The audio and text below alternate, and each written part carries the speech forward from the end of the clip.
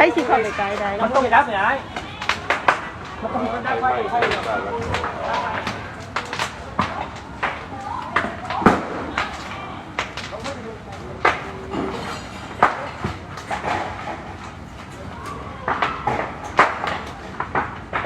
ป้าลามไปเฮือนหลังนั้นแล้วนะคะรถดับเพลิงต้องหูเบิกเรื่องพึ่งบ่เขาเจ้าโทรแล้วแต่ว่ายังบ่มาเหตุการณ์ไฟไหม้ขนาดนี้ยังไม่มีกู้ภัยสักกระคันแล้วจะไม่ให้ไหม้ทั่วไปหมดได้ไงสวัสดีครับพี่น้องเพื่อนสุขคนเนาะส่วนวันนี้บอยอดก็ได้ไปเห็นคลิปหนึ่งเนาะนั่นก็คือคลิปไฟไหม้เนาะตลาดหลักสองที่มันเกิดบอยอดเนาะเป็นเหตุไฟไหม้ใหญ่เลยครับพี่น้องเนาะจุดเริ่มต้นก็ถือว่าเราเห็นในคลิปนะก็ถือว่าใหญ่แต่ว่าจะบ่เห็นกู้ภัยมาสอนเนาะหลายคนก็สงสัยว่าบ่แม่นบ่โทรบ่โทรเนาะโทรแต่ยังบ่มาเนาะถามว่าอาจจะมีบุกู้ภัยแน่นอนว่าอาจจะมีแหละแต่ว่ามาช้าเนาะมาช้ามากๆจนว่าบ้านน่ะจะมุดหลังนึงจะลามไปหลังที่2หลังที่3เนาะยังบ่มาอยู่เนาะนี่คือทำราชามากนะถ้าคือทางฝั่งประเทศไทยนะคือประเทศนะก็จะไวมากเพราะว่า1เลยทุกพื้นที่เนาะทุกตึกทุกอาคารพี่น้องจะมีถังดับเพลิงเนาะที่เราเห็นขนาดอยู่หน้าบ้านเนาะหรือว่าหัวตามซอยยังมีถังดับเพลิงแต่ว่าอันนี้บ่ยอดบ่แทบจะบ่เห็นเนาะถังดับเพลิงอยู่บ้านบ่ยอดนะตามซอยตามถนนตามตึกตามอย่างนี้จะแทบจะบ่เห็นแรกมื้อนี้ก็ได้เห็นอีกความราซาความเบาใจใส่โทรหาก็ยังบ่ทันมาอยู่ป่านทั้งที่เหตุเกิดนั่นก็เป็นอยู่ที่อำเภอเลยพี่น้องอยู่ที่ตัวเมืองเลยเนาะอยู่ที่เมืองตะแคกแก่งกระมวลอยู่ที่ตัวเมืองเลยบ้านเกิดของบ่ยอดเนาะบ่ได้แม่นอยู่ต่างจังหวัดบ่ได้แม่นอยู่ซอกนี้อยู่กับตัวอำเภอเนาะแต่เป็นยังคือบ่เห็นรถเนาะมาก็มาซาเพราะว่าจากตัวศูนย์ดับเพลิงเนาะมาหาสถานที่เกิดเหตุก็บ่เกิน10นาทีนะเนาะบ่เกิน10นาทีถ้าหากว่าขับรถมานะแต่ว่านี่เนาะไฟไหม้จนสิเบิดหลังหนึ่งแล้วเนาะจะลามไปหลังที่2แล้วยังบ่เห็นเนาะนี่คือบ่จะเบิ่งแล้วก็โอ้ส่วนแตกต่างจากอยู่ฝั่งไทยมากๆถ้ามีเหตุการณ์เนาะทางเมืองไทยนะเพิ่นเตรียมพร้อมเนาะเพราะว่าทุกตำบลเนาะก็จะมีรถดับเพลิงเนาะบัดนี้ตำบลแล้วก็สมมุติว่าจังหวัดหนึ่งมี10อำเภอเนาะก็สิเท่าใดเนาะตำบลก็ยังมีแล้วไปเนาะระดับตำบลขึ้นเบิ่งว่าระดับตำบลระดับเทศบาลเนาะยังมีเยอะมากๆเนาะแล้ววันนี้เอามารวมกันเป็นเมืองเป็นเขตเนาะหรือว่าเป็นจังหวัดเป็นอำเภอแบบนี้เยอะมากๆเนาะจุดที่ต่างกันแต่ว่าคือทางบ้านบ่ยอดบ่มีเลยเนาะบ่มีจักน้อยเลยซึ่งว่ามันได้เห็นคือการปฏิบัติหน้าที่เนาะการปฏิบัติหน้าที่นี่แหละคือบ่มีความเอาใจใส่มากพอเนาะเพราะว่าการเกิดการสูญเสียแบบนี้นะถือว่ามันจะเสียหายเยอะมากๆนะเนาะกับชาวค้าขายเนาะชาวพ่อค้าแม่ค้าหรือว่าแม้กระทั่งผู้ที่เปิดเป็นตึกอาคารในเศร้าเนาะตามตลาดแล้วก็ตึกเนาะเป็นเนาะที่แบบว่ามีเป็นโกดังไว้สินค้าเนี่ยก็ถือว่าจะ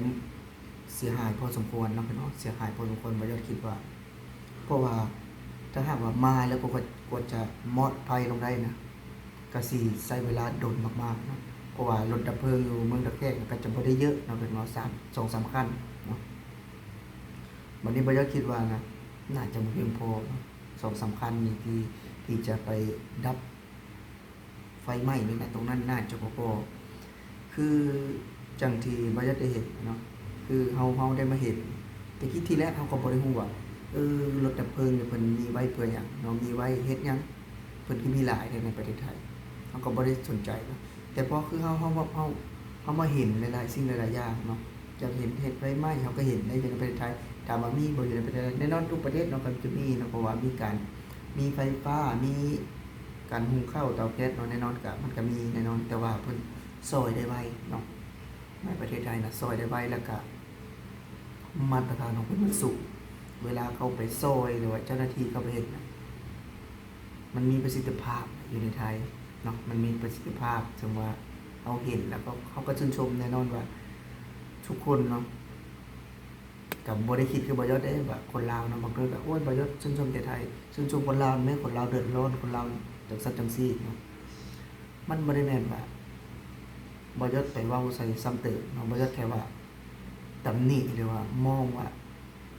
คือเจ้าหน้าที่ปฏิบัติหน้าที่มันยังบ่เหมาะเนาะหรือว่าการจัดหาบริการในงานตรงนี้เนาะ